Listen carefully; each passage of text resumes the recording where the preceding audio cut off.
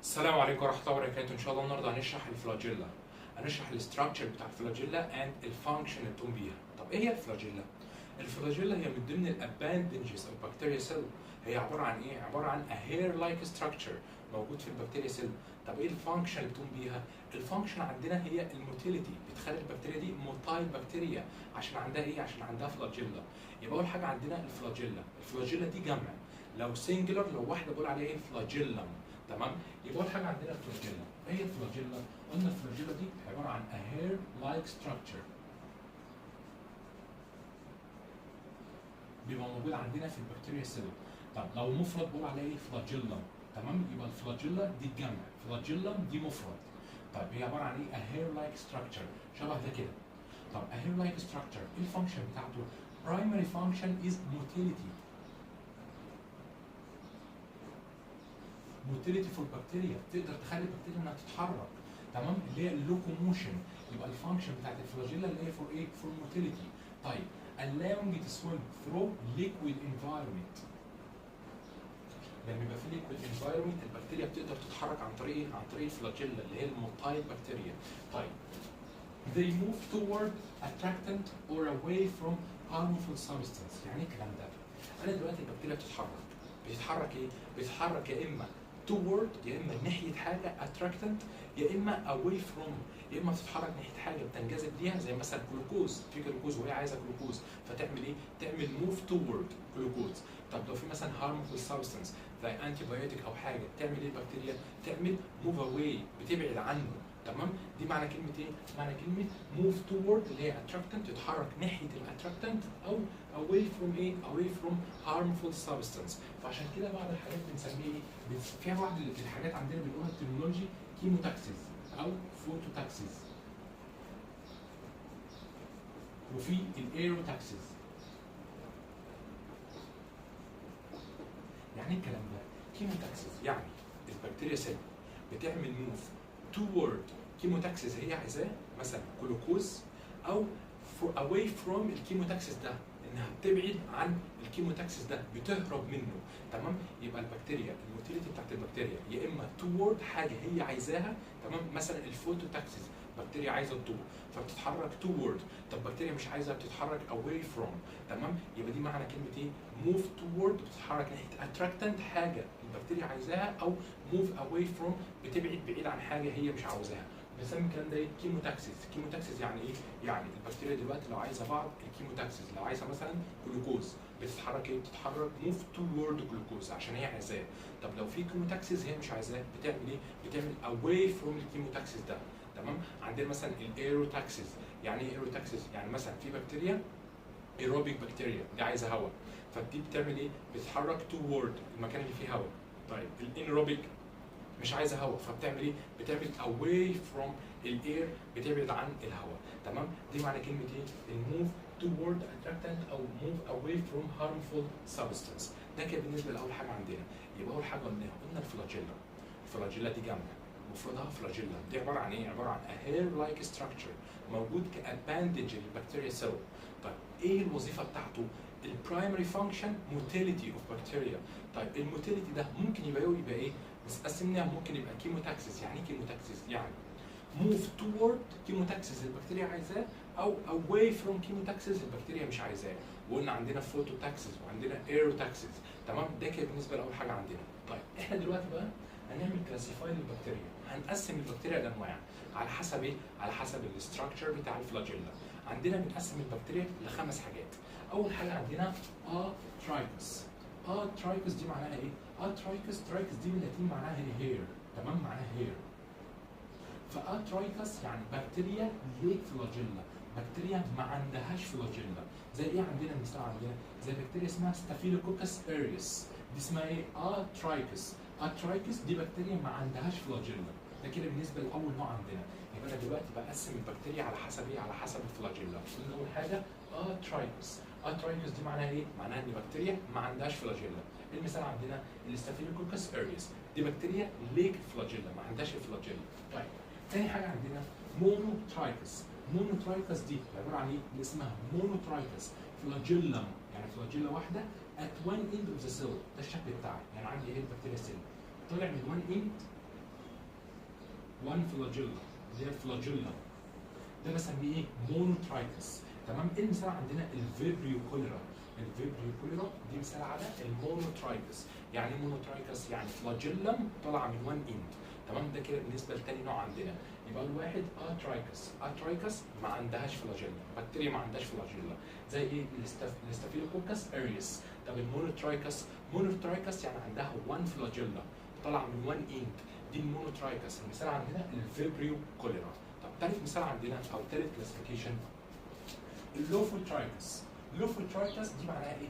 مالتيبل فلاجيلا ات 1 اند، يعني اند واحده بتاعت البكتيريا او 1 بول او كوب واحد من البكتيريا اهو طالع منه اكتر من فلاجيلا. مالتيبل فلاجيلا ات 1 اند بنسميه ايه؟ لوفوترايكس. مثال عندنا سيدوموناس ايروجينيز. السيدوموناس ايروجينيز دي مثال على ايه؟ على اللوفوترايكس اللي هي مالتيبل فلاجيلا ات 1 اند. تمام. ده كده بالنسبه لثالث حاجه عندنا، اكتر من فلاجيلا طالعه من 1 بول او 1 اند. تمام. اللي هي اللوفوترايكس. طيب ثالث رابع نوع عندنا اللي هو الامفيترايكس. ايه هي الامفيترايكس؟ امفيترايكس فلاجيلا or more than one at both end. يعني both end بتوع البكتيريا دي بس بكتيريا سليمه، البوث اندز بتاعتها طالع منها 1 فلاجيلا او ممكن يبقى اكتر من واحده كده. ده الشكل بتاعها. دي بنسميها ايه؟ بنسميها امفيترايكس. تمام. طيب اخر حاجه عندنا البيريترايكس. البيريترايكس دي عباره عن ايه؟ البيريترايكس دي فلاجيلا distributed over the cell. يعني ايه؟ يعني عندها فلاجيلا متوزعه على البكتيريا سيل. المثال عندنا الاشريشيا كولاي. تمام. نسينا نقول المثال هنا سبايريليوم فوليتنس. السبايريليوم فوليتنس دي مثال على ايه؟ مثال على الامفيترايكس. تمام. طيب يبقى احنا كده عملنا ايه؟ عملنا كلاسيفيكيشن للبكتيريا على حسب ايه؟ على حسب الفلاجيلا. قلنا اول حاجه اترايكس. اترايكس دي ايه؟ دي بكتيريا ما عندهاش فلاجيلا، زي ايه؟ الاستافيلوكوكس ايريس، بكتيريا ليك فلاجيلا. طب تاني نوع عندنا، تاني نوع اللي هو المونوترايكس. مونوترايكس معناها ايه؟ معناها ان طالع 1 فلاجيلا من 1 اند، زي عندنا فيبريو كوليرا. طب ثالث مثال عندنا او ثالث كلاسيفيكيشن لوفوترايكس. لوفوترايكس مالتيبل فلاجيلا ات 1 اند.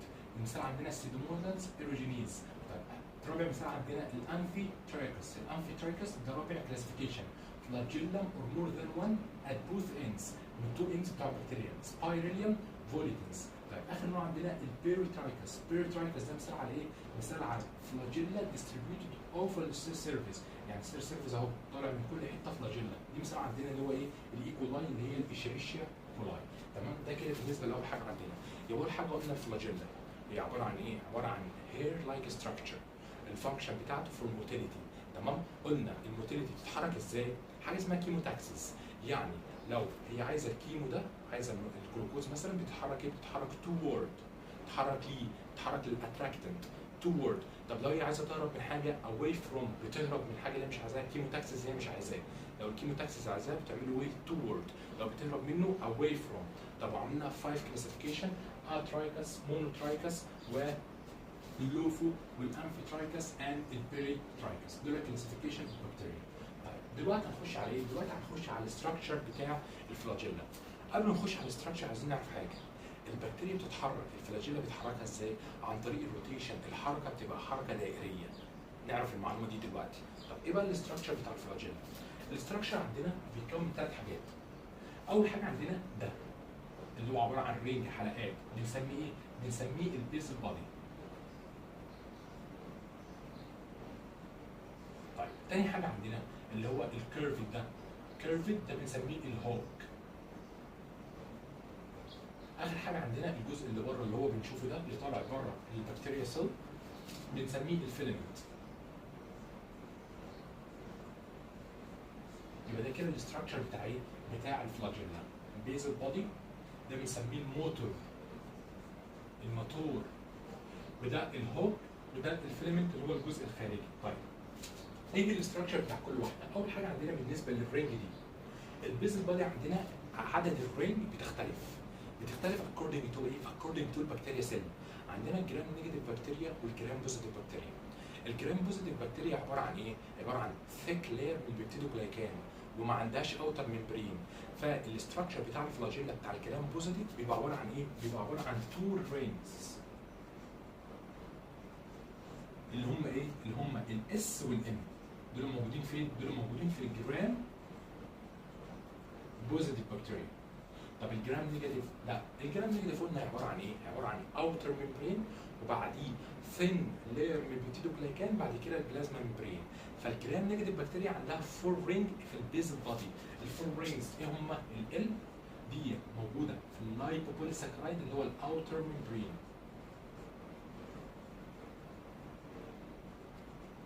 وعندنا البي اللي هي موجوده في البيبتيدوجلايكان لاير. وعندنا الاس والام. الاس والام موجودين في دي وفي دي، في الجرام نيجاتيف وفي الجرام بوزيتيف. طب ايه وظيفتهم؟ الاس عندنا دي بتبقى موجوده في ايه؟ فوق الام رينج. الام دي بتبقى ايه؟ بتبقى امبيدد وذ بلازما سايتوبلازميك ميمبرين. تمام؟ ده كده بالنسبه للبيزل بادي اللي هو الموتور بتاعنا. اهم حاجه نفهم ده عشان دلوقتي هنقول الميكانيزم ازاي. يبقى احنا عندنا الاستراكشر بتاع الفلاجيلا بنقسمه لثلاث حاجات: بيزل بادي، هوك، والفيلمنت.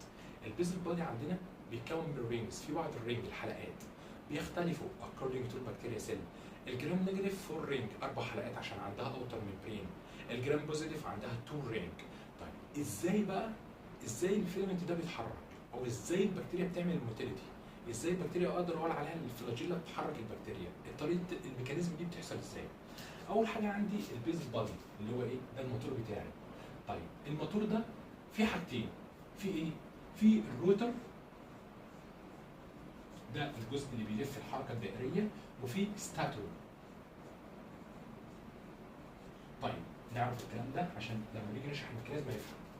الروتر عندنا في بروتين اسمه اف ال اي جي بروتين. ده موجود فين؟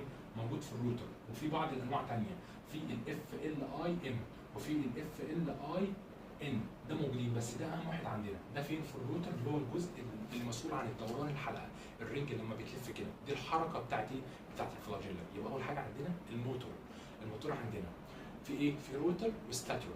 الروتر عندنا ده الجزء اللي بيلف، في بروتين اسمه ايه؟ اسمه الاف ال اي جي. طب الستاتور ده الجزء الثابت، في تو بروتين، مود A ومود B. طيب ده فين؟ في الجزء الثابت اللي هو الستاتور. ودول work as ايه؟ as a channel. الشانل فور بروتون اللي هو الهيدروجين. طيب يعني بقى الكلام ده ايه اللي بيحصل عندنا؟ ازاي بقى الدوران ده بيحصل؟ اول حاجه عندي البكتيريا سيل.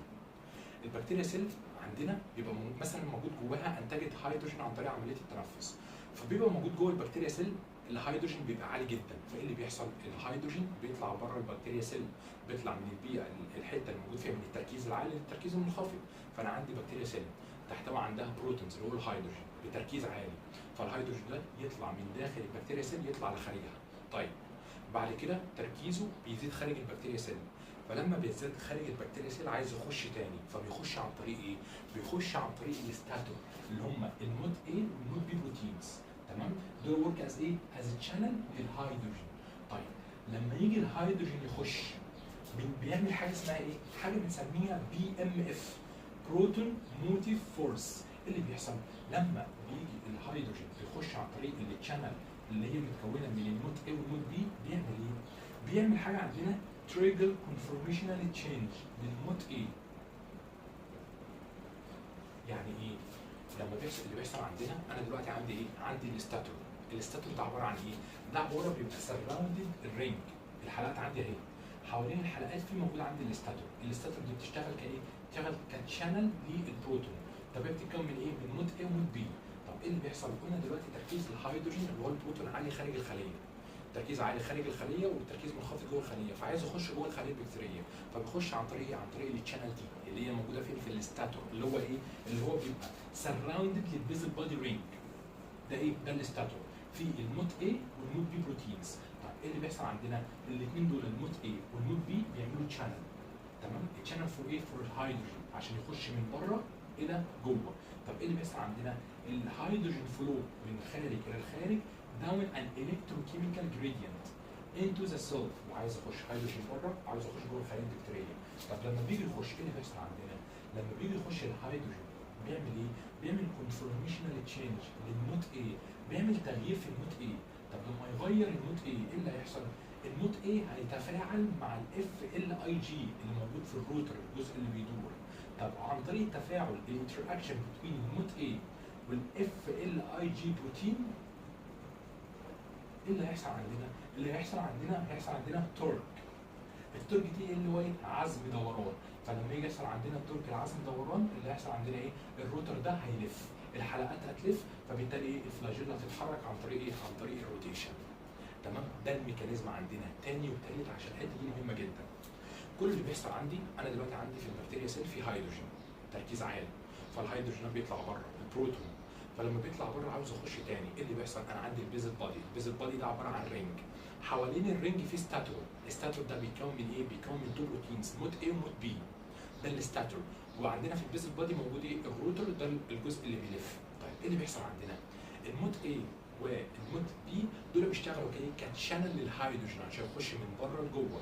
فلما الهيدروجين يجي يخش بيعمل ايه؟ بيعمل كونفورميشنال تشينج للموت A. فالكونفورميشنال تشينج اللي هو التغير اللي حصل للموت A هيروح يعمل ايه؟ الموت A هيروح يعمل انتراكشن، يعمل تفاعل مع ايه؟ مع الاف ال اي جي بروتين، ده اللي موجود فين؟ موجود في الروتر اللي هو الجزء اللي بيلف.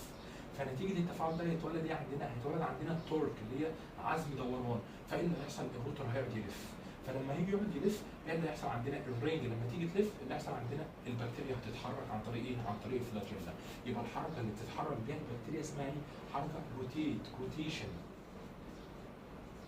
عن طريق الموتور بتاعنا اللي هو ايه؟ البيزل بادي. تمام؟ يبقى اول حاجه نشرحها تاني، عباره عن ايه؟ عندنا ستاتور، الستاتور ده ايه؟ سراوندينج البيزل بادي. تمام؟ بيتكون من الموت A والموت B، دول بيشتغلوا كايه؟ كتشانل لايه؟ للهيدروجين فلو داون ان الكتروكيميكال جريدينت، عن طريق ان هو تركيزه بره عالي، فبيخش عن طريق التشانل دي اللي هي بتتكون من موت A وموت B بروتينز.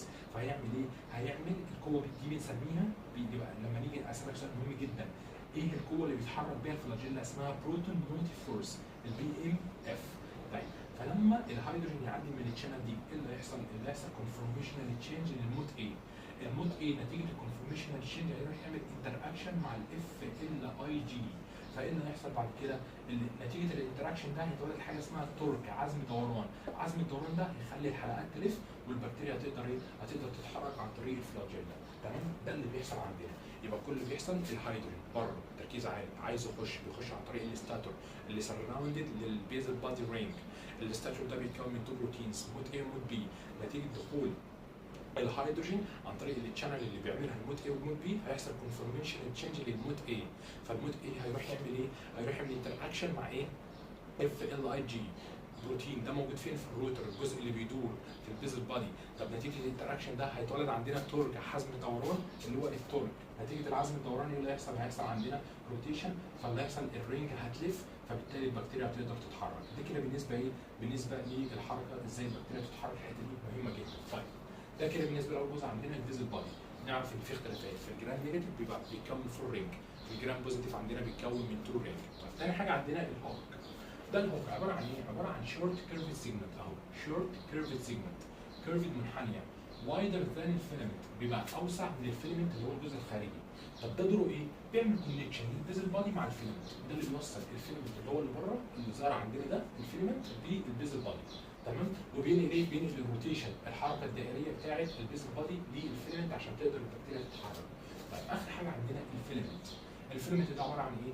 The longest and the most visible part of flagella، ده الجزء اللي طالع عندنا بره ده اللي بيبان بره هو ده اسمه الفيلمنت. طيب بيتكون من ايه؟ بيتكون من بروتين اسمه فلاجيلين، ده اللي بيتكون منه، ده البروتين اللي بيتكون منه ايه؟ الفيلمنت. ملحوظه مهمه جدا، الفيلمنت دي ان شاء الله عشان لما نيجي ناخد كورس المناعه، دي عباره عن ايه؟ دي عباره عن اتش انتيجين. يعني ايه اتش انتيجين؟ يعني لو موتايل بكتيريا او بكتيريا تحتوي على فلاجيلا دخلت جوه جسمنا، الاتش انتيجين ده الجهاز المناعي بتاعنا الانتي بودي بيقدر يتعرف عليها، عشان كده بسميها اتش انتيجين فور ايه؟ فور بكتيريال ايدنتيفيكيشن، عن طريق ايه؟ عن طريق الفيلمنت. يبقى الفيلمنت هو بيكون من بروتين اسمه فلاجيلين، وعنده انتيجين اسمه ايه؟ الاتش انتيجين. لما بيخش جوه جسمنا بيقدر ايه؟ بيقدر يعمل اتراك، بيقدر يعمل اتاتش عن طريق الانتي بوديز للانتيجين ده اللي هو الاتش انتيجين، موجود فين؟ موجود في الفلاجيلا. زي ايه عندنا؟ مثال لما جينا شرحنا الجرام نيجاتيف بكتيريا قلنا عباره عن ايه؟ الاوتر ممبرين فري لايبوبوليساكرايد، اخر حته الاو انتيجين، الاو انتيجين موجود فين؟ موجود في الاوتر ممبرين اوف جرام نيجاتيف بكتيريا. طب الاتش انتيجين موجود فين؟ موجود في الفيلمنت بتاعت الفلاجيلا. طيب كده احنا شرحنا ازاي الحركه بتتم، ازاي الروتيشن بيحصل. طب ازاي بقى البكتيريا بتتحرك؟ البكتيريا بتتحرك عن طريق حاجتين، يا اما تعمل رن تجري تمشي في خط مستقيم ناحيه حاجه، يا اما تنبل انها تتشقلب في مكانها. طب الكلام ده بيحصل ازاي؟ على حسب الدوران. لو الدوران عندنا كاونتر كلوك وايز روتيت، يعني عكس عقارب الساعه. يعني ايه؟ انا دلوقتي عندي الحلقات لو بتلف عكس عقارب الساعه، البكتيريا دي هتعمل ايه؟ هتعمل رن. ازاي بقى؟ عن طريق ان الفيلمنت بتاعت البكتيريا او الفلاجيلا كلها هيتجمعوا في حزمه واحده وهيدفعوا البكتيريا في خط مستقيم. ده اسمه ايه؟ ده اسمه رن. توورد حاجه، توورد حاجه البكتيريا عايزاها، مثلا كيموتاكسيس البكتيريا عايزاه جلوكوز، فهتعمل رن ناحيته. ده ايه؟ ده لو الروتيت بيحصل روتيشن مع ايه؟ عكس عقارب الساعه كاونتر كلوز وايز، لو الرينج بتلف عكس عقارب الساعه. طيب لو الحلقات اللي موجوده في البيزل بادي بتلف مع عقارب الساعه كلوك وايز روتيت، ايه اللي هيحصل؟ اللي هيحصل عندنا ان الحزمه اللي كانت مع بعض هتتفرق، كل واحده تبقى في حته، وهيحصل ايه؟ هيحصل تامبل، البكتيريا تبتدي تتشقلب في مكانها. طب هي البكتيريا ليه بتعمل كده؟ البكتيريا بتعمل رن وتامبل عشان ايه؟ بتغير اتجاهاتها عن طريق الحركه دي اللي هي بتعملها دي، اللي هو ايه؟ لو عايزه تجري، لو رن، اللي بيحصل روتيشن، الدوران بيتم عن طريق عكس عقارب الساعه. عكس عقارب الساعه كل الحزمه، كل الفلاجيلا هتتجمع في حزمه واحده وتخلي البكتيريا رن. طيب لقيت البكتيريا مثلا حاجه خطر عليها هارمفul سبستانس، فهتعمل ايه؟ هتعمل الروتيشن. هيحصل ايه؟ هيحصل مع عقارب الساعه، هيحصل الدوران مع عقارب الساعه، فهتعمل ايه؟ هتعمل تامبل، هتتشقلب في مكانها عشان تغير الاتجاه بتاعها، بعد كده تعمل رن. يبقى البكتيريا موف ازاي بتقدر تتحرك عن طريق ايه؟ عن طريق انها بتعمل رن وتامبل وهكذا. الرن بتعمله لو هي رايحه لحاجه تورد حاجه، التامبل لو هي اواي فروم حاجه. تمام؟ ده كان بالنسبه عندنا لشرح الفلاجيلا والاستراكشر والفانكشن.